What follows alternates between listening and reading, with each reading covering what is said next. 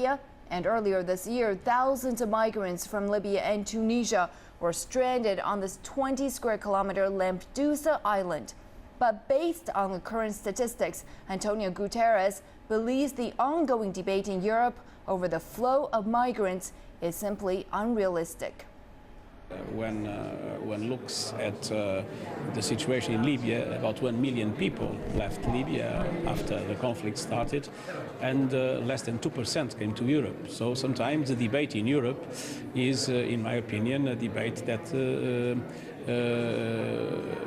doesn't correspond to the reality. Obviously, for a small island like Lampedusa, to have such a large number of people coming is a huge pressure. But for Europe as a whole, it's a drop in the ocean. And so I believe that with adequate forms of solidarity, this challenge can be overcome.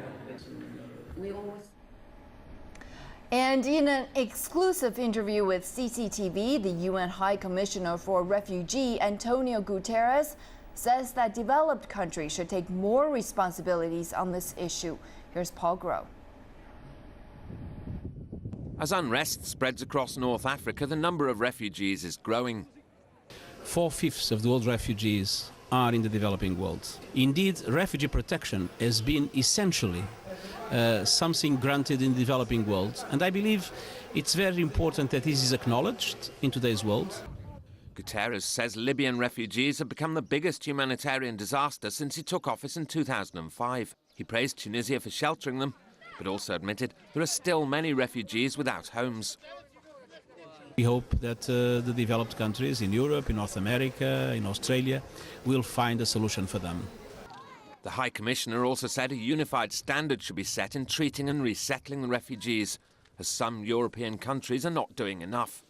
I think it would be inconceivable that if we have a crisis, a European country would close their borders to people in need of protection. The management of borders need to be protection sensitive to guarantee that those that really are in need of protection are accepted.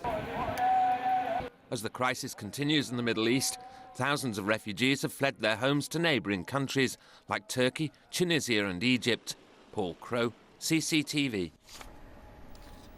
And now moving on to the matters in the Middle East. A high-profile